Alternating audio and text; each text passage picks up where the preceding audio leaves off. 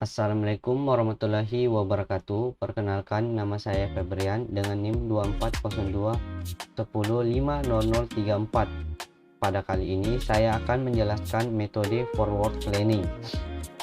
Menurut Irwan tahun 2027 dalam Rima Izul Milak, metode forward planning adalah suatu metode dari inferensi Egeni untuk memulai penalaran atau pelacakan suatu data dari fakta-fakta yang ada menuju suatu kesimpulan.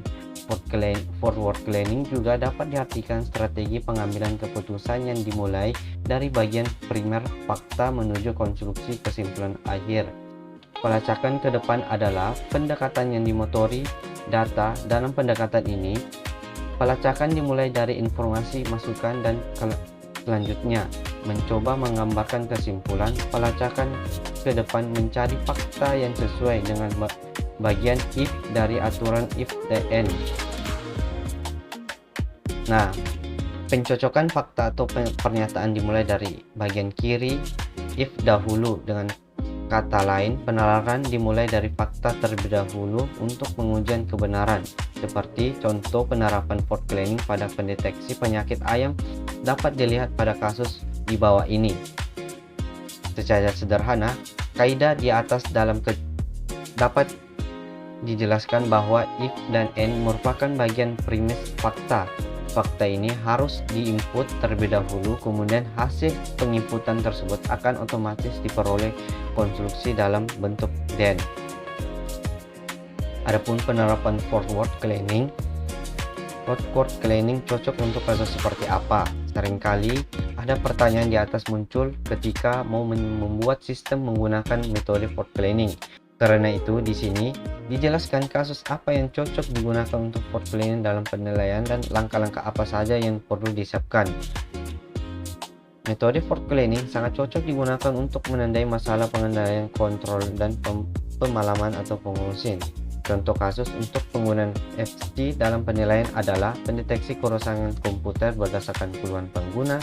Kedua, penentukan penyakit berdasarkan gejala yang dialami. Adapun langkah-langkah yang apa saja dalam menggunakan algoritma forward planning, yaitu 1.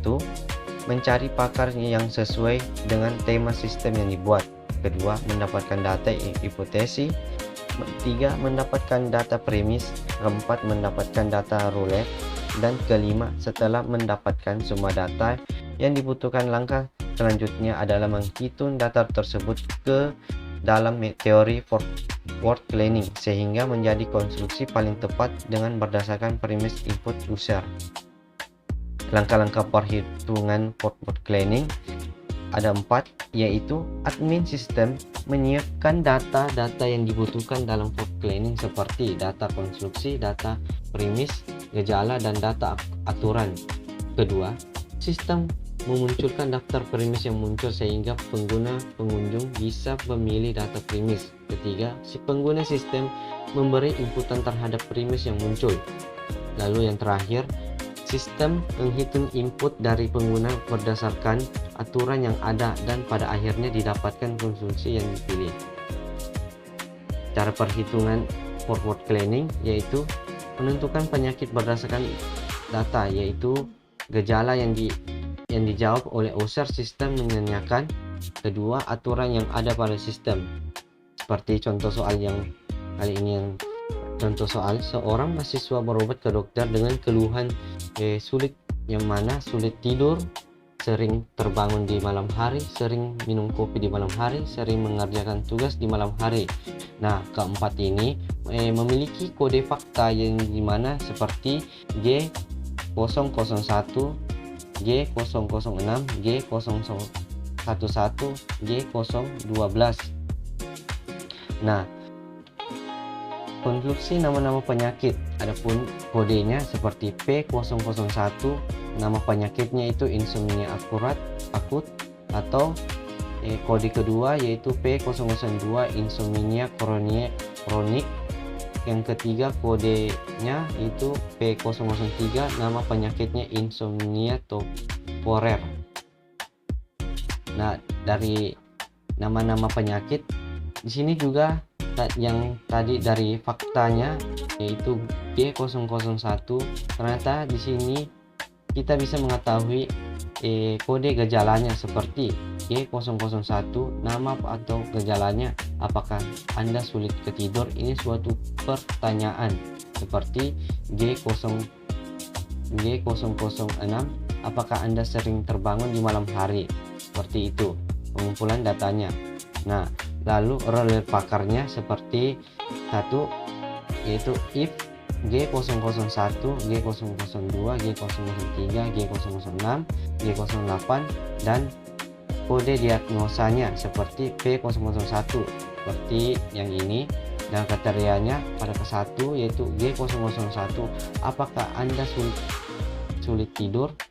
Nah, G02, apakah Anda lebih peka terhadap kebisingan. Nah, pada kode ini, kode diagnosa penyakit, muncullah di sini nama penyakitnya itu insomnia akut. Adapun langkah-langkah port cleaning, gejala yang terdeteksi misalnya tadi G001, G06, G011, G012.